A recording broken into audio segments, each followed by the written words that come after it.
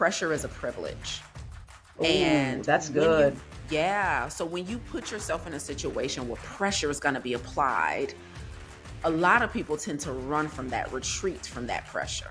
Like show up, go live, put your face out there, put your offer out there, like, ask God for what you really want, get on your knees and surrender. All of this stuff, like pressure to do stuff that makes you feel uncomfortable, right? For me, I've started looking at pressure as a privilege, right? And so when you change your perspective, it really helps because you are being called up to where you already belong. Good afternoon. Happy Wednesday to you. Welcome back to the Getting the Win Show. I'm your host, Melissa Thomas. Thanks as always for tuning in. If this is your first episode, welcome as your first time to the Getting the Win Show. And today, like if this is your first episode, you will have your mind blown. If you're coming back to the show, welcome back. Bring out your pen and pad. You are going to need notes for this. Today, I'm speaking with vegan health coach and business coach Lisa A. Smith, and she brings all the heat, y'all. Like we're talking procrastination as it relates to your health. Not only procrastinating on getting healthier, but also how having poor health can directly impact procrastination. So please take all the notes you need, run the video back as often as you need to capture the nuggets that Lisa drops today. And, I drop a few in there as well. So by all means, get them notes going, run it back, play it back at half speed. You know what I mean? But enjoy this interview. It will be a blessing to you. Happy Wednesday, everybody. Welcome to another edition of the Getting the Win Show. And as promised, we've got the one and only Lisa Angel Smith. Lisa, how's it going? It's going very well, Melissa. Thank you for having me. Awesome. Appreciate you taking the time. I know you are quite a productive person. So just wanted to, definitely tug on your expertise as it relates to health because those of you who are watching, I can speak from experience that your health is a very important determining factor on your productivity. Depending on how well or how crappy you feel, that's going to determine how productive you are on any given day. But first, Lisa, let's introduce them to you. Tell our audience about your the Plant Protocol coaching certification program and what they can expect when they reach out to you. Yeah, absolutely. So I'm Lisa A. Smith. I'm a plant-based health and business coach. So I started my career as a plant-based health coach, and we still have our plant-based coaching company program to this day, Farm to Table. But then in 2021, I created the Plant Protocol, which is the first plant-based coaching certification to be founded by a person of color. And it's where we help individuals, thank you, who are passionate about plant-based lifestyles create their own health coaching business. And so I'm super, super proud of the work that we do because a lot of people, especially people of color, are starting to migrate towards more plant-centered diets. And what I Mm, was finding, Melissa, was that there was a lack of diversity and access to culturally relevant coaches in this space. And so I decided to solve that mm. problem. So a few years ago, I created the Plant Protocol, and now I help other passionate plant-based vegans create their own health coaching business and also make sure that those of us who are migrating to this lifestyle have access to coaches that look like them, that sound like them, that is familiar with their culture and their language to help them with coming over to this more plant-based lifestyle. That's beautiful. Thank So you. yeah, shout out to you for making history with that. That's dope. Thank you. So like let folks know about your personal backstory, like what drove you to become vegan in the first place on a personal Yeah. level. Yeah, absolutely. So many years ago, before I started my coaching company, I was working as a personal trainer. And as a personal trainer, we were focusing heavily on the physical movement, right? But as you know, you can't get significant changes in your health by just exercising. You have to change your diet. And so I started studying nutrition, trying to figure out what were the best nutritional recommendations I could be making to my clients. And I came across this plant-based thing, decided to try it out on myself first. So I started removing animal products from my diet and I started feeling amazing. Now, the thing that was interesting about my story was that I actually lost 65 pounds before going vegan. So by the time I became a plant based vegan, I was already at a really healthy weight. And so this was a huge privilege because the biggest benefit I noticed from adopting a whole food plant based diet for me was how my brain worked. because I didn't have health concerns from the neck down, I was able to significantly see the difference from the neck up. And so when it came Mm, to executive functioning, recall, creativity, no brain fog, thinking clearly, no hyperactivity in the brain, I'm able to concentrate and focus. Sleep is amazing. Emotional intelligence is amazing. And so for me, I was like, wait a minute. Why aren't all of us eating like this? Like, put down the chicken and the cheese, honey. And so I kind of got into this lifestyle just for professional reasons, but it turned out to be absolutely the biggest benefit for my personal journey and my personal health. And so I started mastering plant-based nutrition, got certified in it, started studying the science.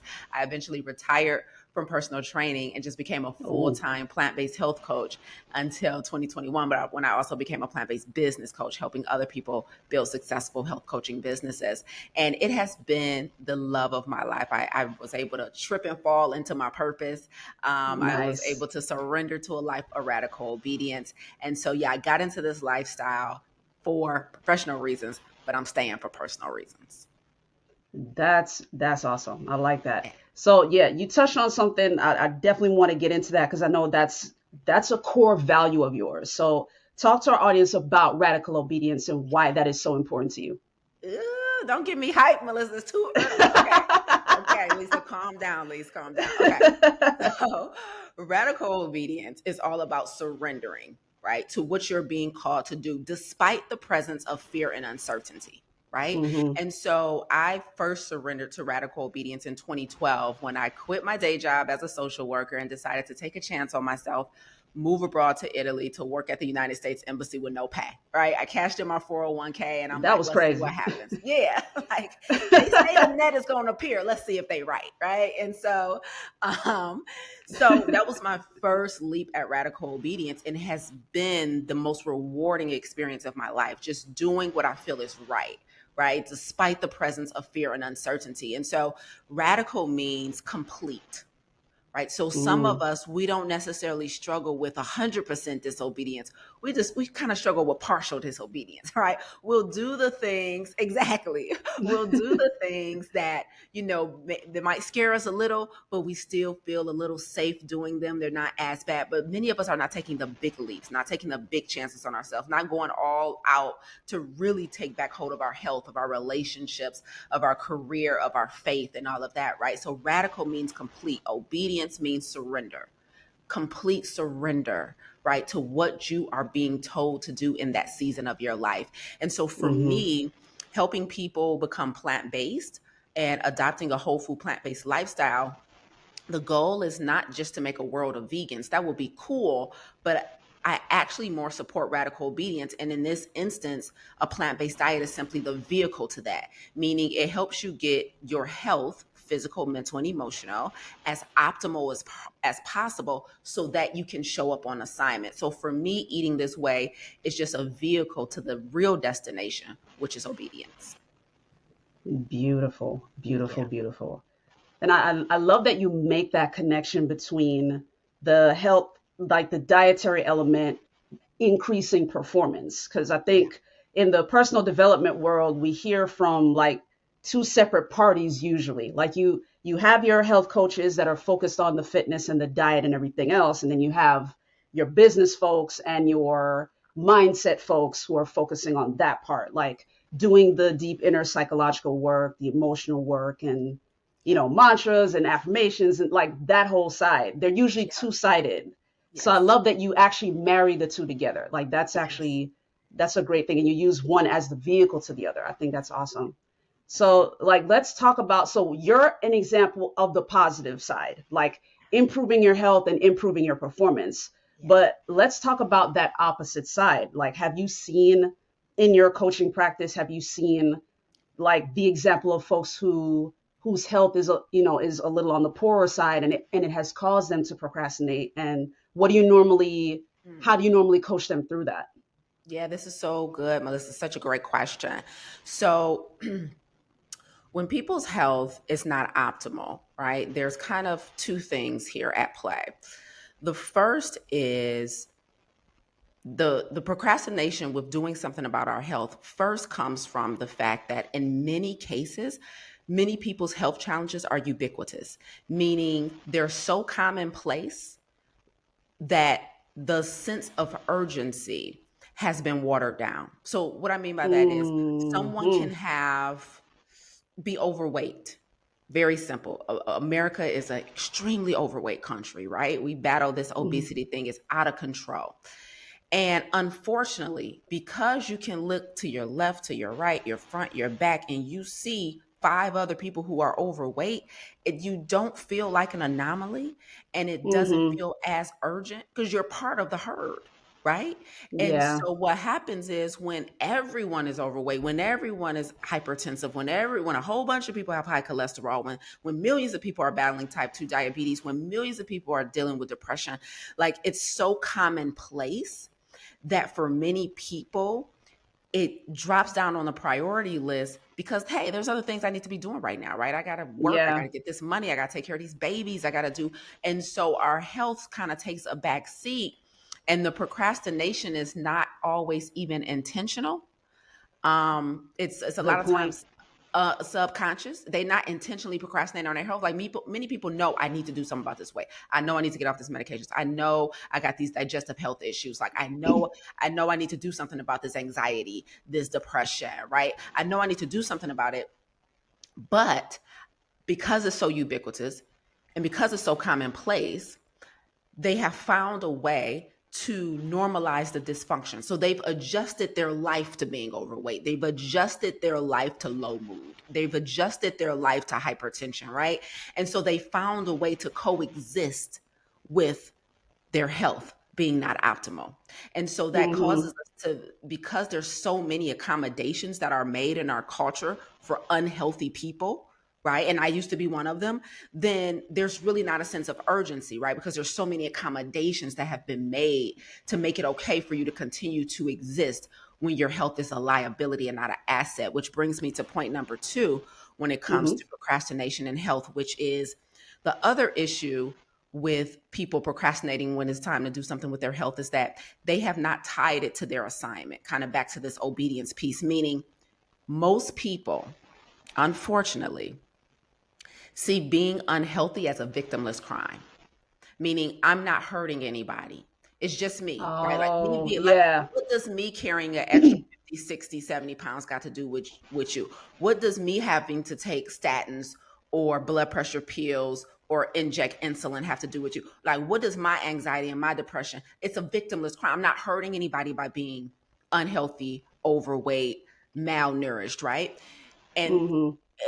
but what needs to change is that they need to understand they're completely wrong. There's a ton of victims when we are unhealthy. And so because they haven't made the link between being unhealthy and executing on their assignment, they don't see Mm-hmm. it as a sense of urgency because it feels like I'm not hurting anybody but me, right? But when, like, for example, when I was still eating sugar, although I was vegan, the reason I stopped eating sugar is not because I was worried about gaining that 60 pounds back. It was because I started noticing that every time I would take the stage to speak, or every time I was coaching or teaching, I would have lapses in my memory. And so I Mm-hmm. realized, because sugar is one of the leading causes of memory loss, right? Like Alzheimer's is Yep. Yep. diabetes 3.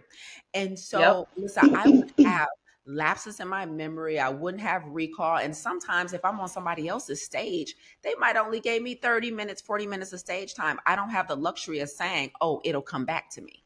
Like, I only got 10 minutes here and somebody just asked me a question about their kidney. Somebody just asked me a question about their autoimmune disease. I don't have the luxury of having memory lapses.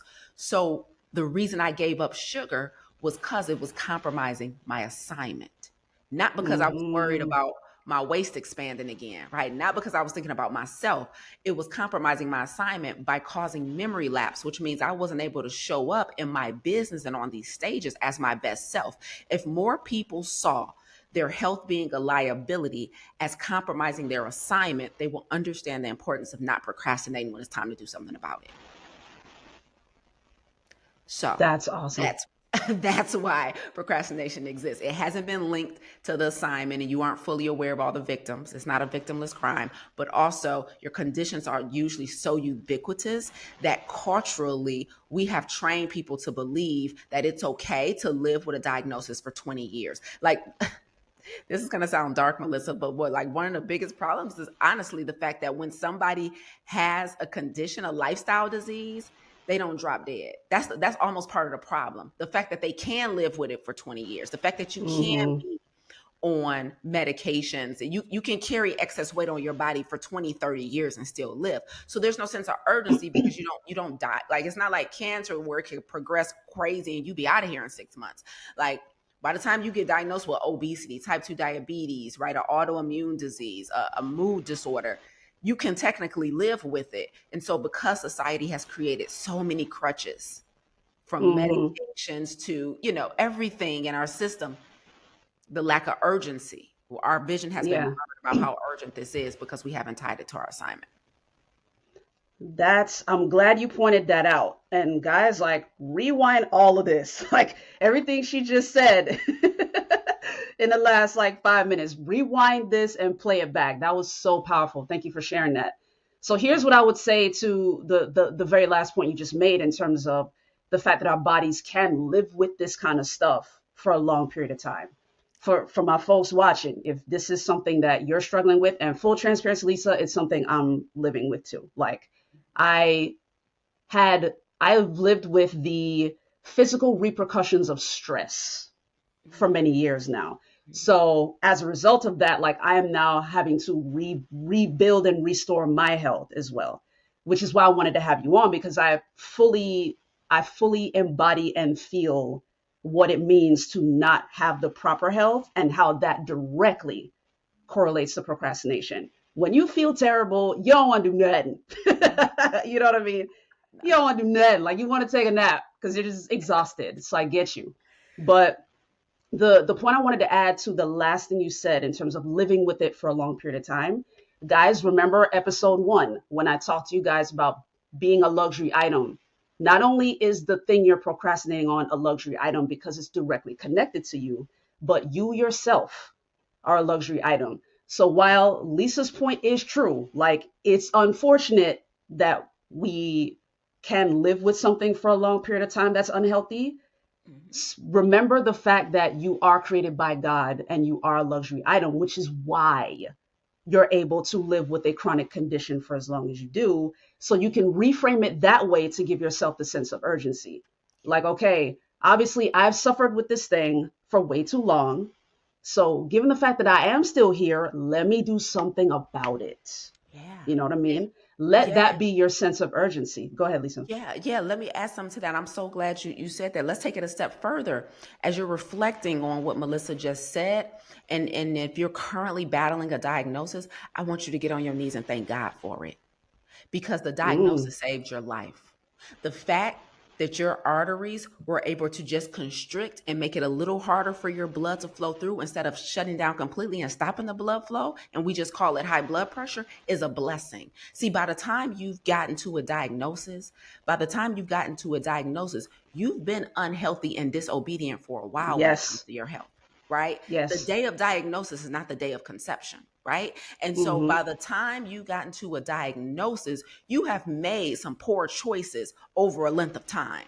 And so the Yep. fact that your liver is willing to just get fatty, but still try and continue to process the toxins out of your body. The fact that your arteries are willing to just get tighter and call it high blood pressure and raise the pressure as opposed to just shutting down so that you can stay alive is a blessing. The fact that your insulin, is not being released like it's supposed to, or your body doesn't recognize it, and it's just raising your blood sugar, but you ain't dropping it, it's a blessing. We ought to thank disease because if it wasn't for that diagnosis, if it wasn't for your body's ability to adjust to your disobedience, we'd be out of here. So Mm-hmm. before you leap, before you take another step, I want you to just express gratitude for your diagnosis because your diagnosis is what saved your life. Yes. Yes, indeed. I almost want to close it out now. Like, yeah, where do people get a hold of you? Before we go there, though, we'll make sure, first of all, her information will be in today's show notes. But towards the end of the show, I'll make sure that we give you guys the information of how to get in touch with Lisa so you can radically change your life, radically change your health, so you can then be radically obedient. But I do want to kind of talk about, since you are so mentally sharp, since you do have the optimal health, you are able to have a very full schedule. So with that, what are the tools that you use to make sure that you meet every single obligation that you commit to? Yeah, I love this question, Melissa. I'm asked it quite often, and the answer is I've mastered the difference between time management versus task management. Okay, Okay. so time management is what we do after we've committed to a bunch of stuff. Now we got to Mm-hmm. figure out how to fit it all in, how much time to dedicate to each task, how can we stay on schedule to that time so no ball drops, right? That's time management. However, task management is controlling the yes. It is making sure Mm. before you even make the commitment that you have assessed your own personal capacity, right? And so my task management skills have up leveled. And so I don't have to do as much time management because I Nice. now respect my own capacity. And when I say capacity, it's not just about time and hours in the day, but what most people don't take into consideration when they're saying yes to stuff is what is their mental and intellectual capacity to execute, right? And so you asked me before we started recording, like, Lisa, what's your time like? Do we have a hard stop or can we keep going? And I was like, no, we're open. We can keep going. You want to know why? Because I understand that when I do interviews like this and I do them often, right? It's not just a matter of, okay, she said it was going to be 30 minutes, block out 30 minutes. Next appointment starts exactly after that. I factor in the time it takes to do the thing as well as the time that it takes for me to decompress for the thing, the time it takes for Mm-hmm. me to prepare before the thing starts, and I also take in consideration how much brain power I'm going to have to use for the thing, right? And so if I'm Oh, showing up good. on a platform like this and I know, like, all right, Melissa's about to ask me some intelligent questions, I got to be sharp, I got to be on, I might need to be a little funny, right? Like all of that, it's like I'm on. And most people wouldn't know that my natural default setting is introvert, right? So I have trained an alter ego to show up like this, right? Mm-hmm. And so after this, I sometimes, this is the language I use with my clients, I have to have a vulnerability hangover. So I factor that in. Oh. So that means I need time after being public like this to just decompress a little bit, right? Sometimes I Mm-hmm. need time to reflect on my answers.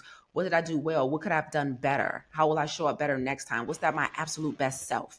And so that's task management. I'm not just carving out the time it takes to do the thing, but everything surrounding it that I need to continue to operate out of a spirit of excellence. And so the way I get everything in is with task management and not just time management. But did you want more tangible tools? Because I can do that too. Well, like first, I definitely want to say thank you for sharing that. Like that in itself was a huge gem. So again, y'all, rewind that. Rewind that because I'll be honest with you, like I've never heard it presented that way before. I've Mhm. heard similar answers in terms of accounting for the before and after. Like there Yeah. is a significance to doing that. But Yes. thank you for breaking it down in that way. That's awesome because now you put a name to it and it's a lot easier for folks to remember and take action when they assign a name to it.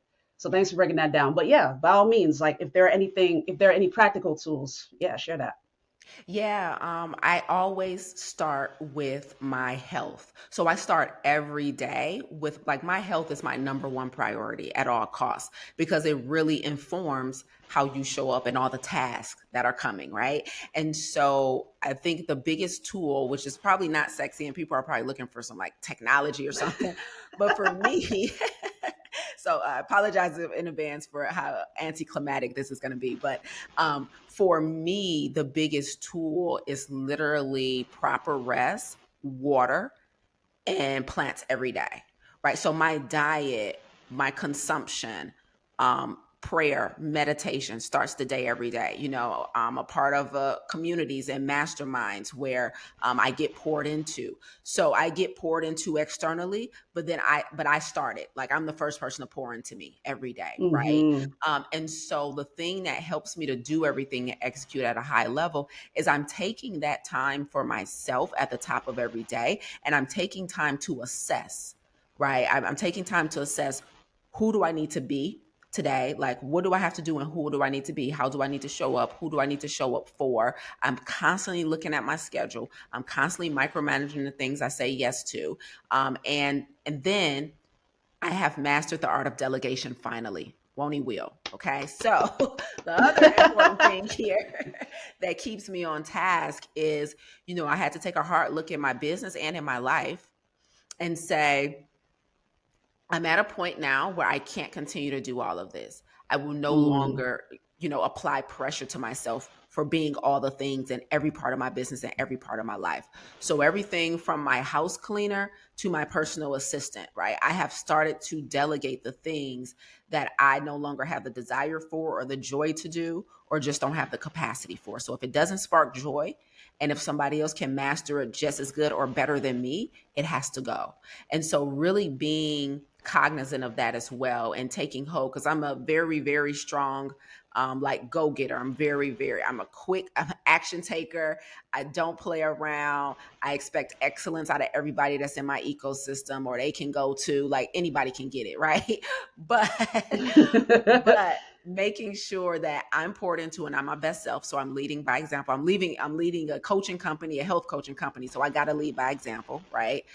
So I make sure I'm my best self. My weight is good. My health is good. Like nothing's compromised. But then also delegation and really constantly making sure that I am only saying yes to the things that are well within my zone of genius and that I'm excellent at.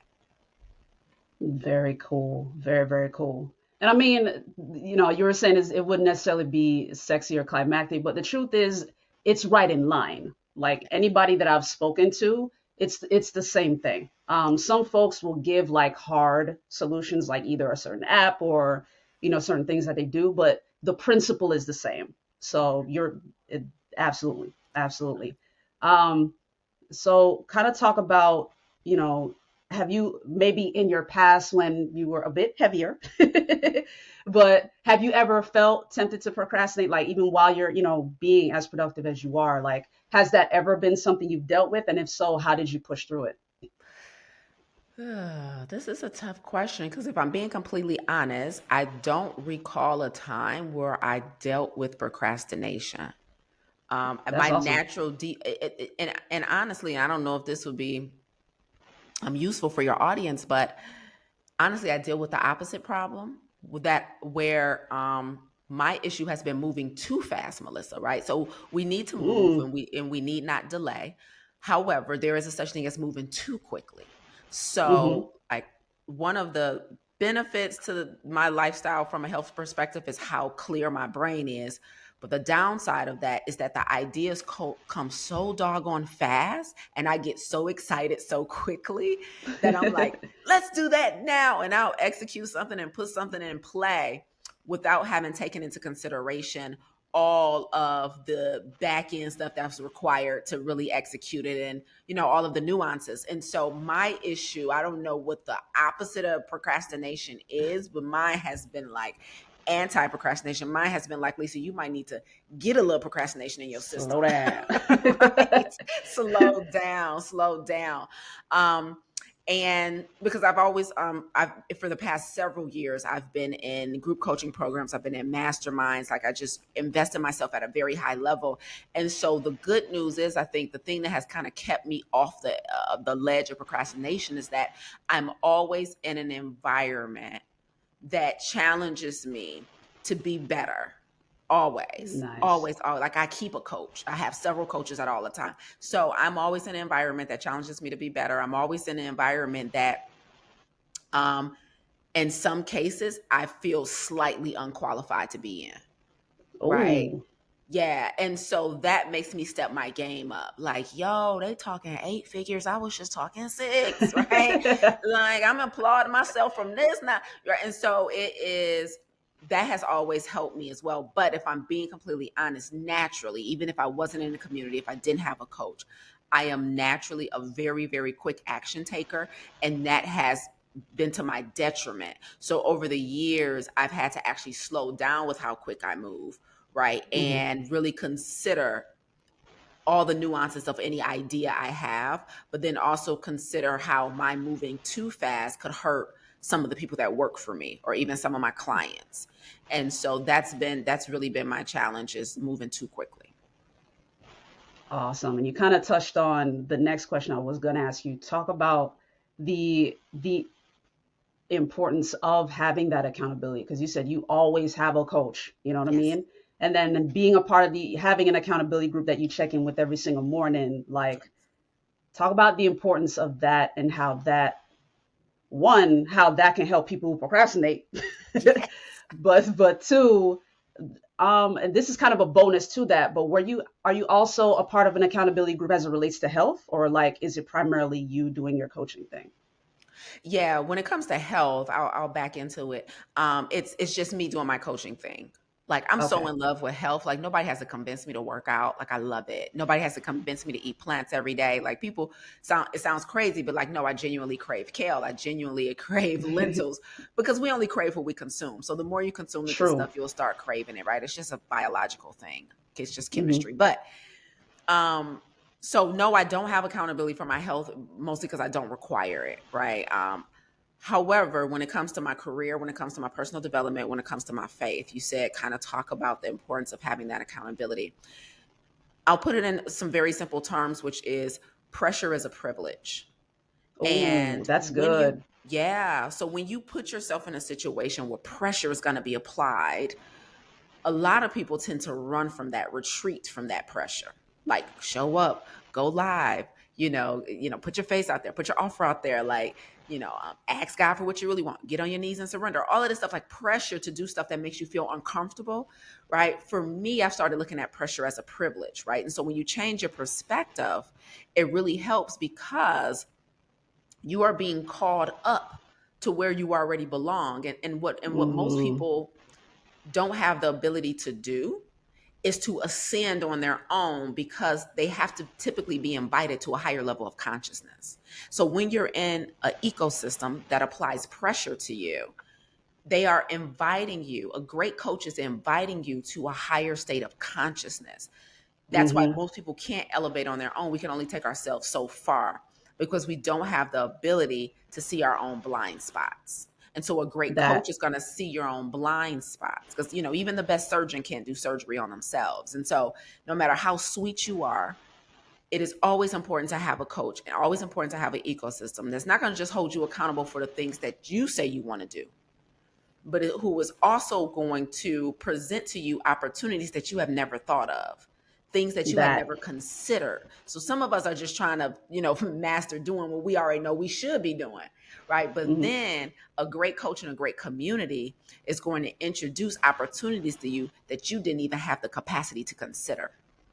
And so for me, that is the benefit of, because if I'm being honest, like even when it comes to accountability, like I said, I don't need accountability in my health and I don't, but I also low key don't need it in my business either.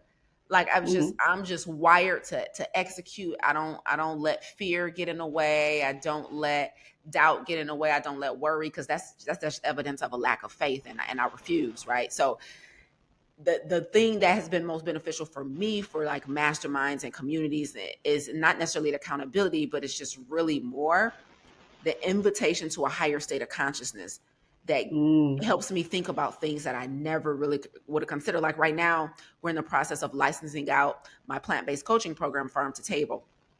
The idea from licensing came from my last coach. When I was in her community for 2 years in her ecosystem, she was telling me, I was like, I'm about to stop teaching my plant-based coaching program because I'm about to, teach my certification, and I don't think I can do both at the same time. So I'm like, I'm just going to decommission my health coaching program. And she was like, or have you ever considered?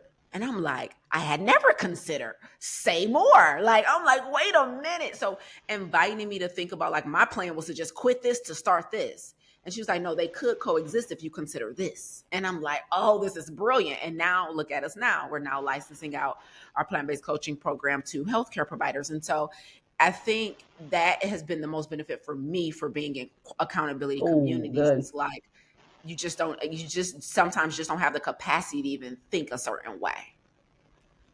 So That's good. Pressure is a privilege. Wow.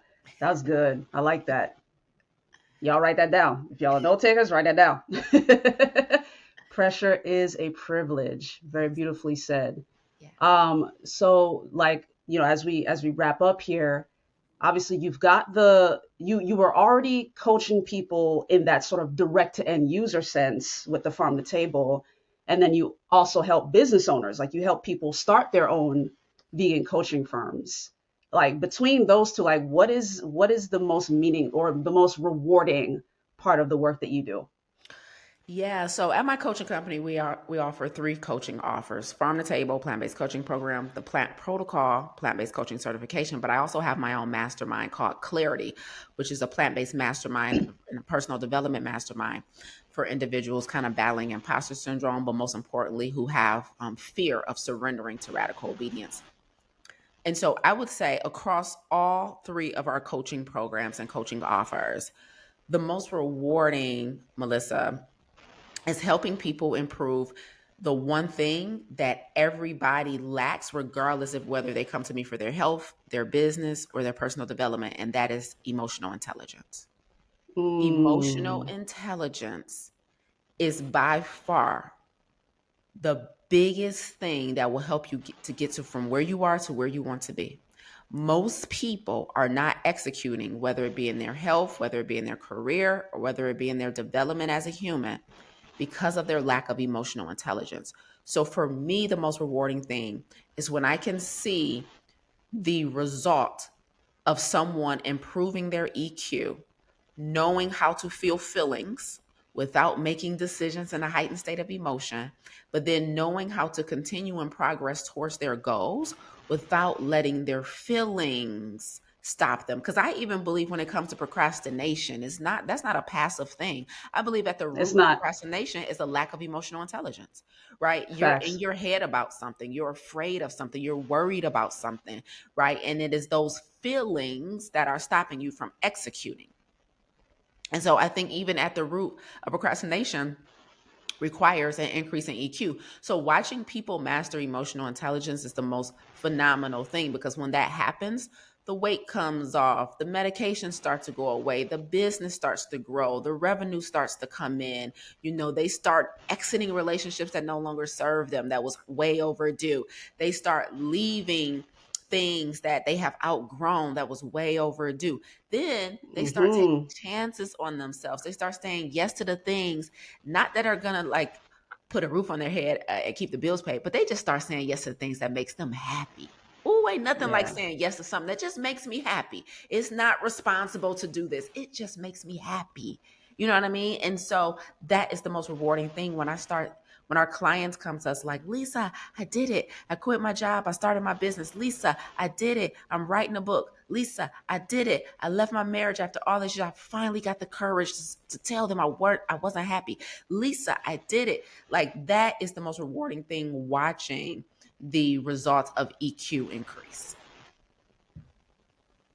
Yeah. That's beautiful. Yeah. And you actually reinforced a previous episode that I did. Guys, go back to episode 2, where I explained like procrastination isn't about time management, it's about emotional management. You guys heard me say that. That is what it is. It's always something that is going on up here Yeah. that needs to be, as Lisa said, clarified. You know what I mean? Like That's it. clarity is a powerful thing. Is a It's a powerful thing. Like it is literally the root of the tree.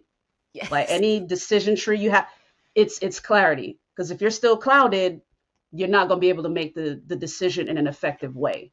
That is it. So awesome. I'm glad you shared that. And shout out to masterminds. Like we know how powerful they can be. Yes. Absolutely. 100%.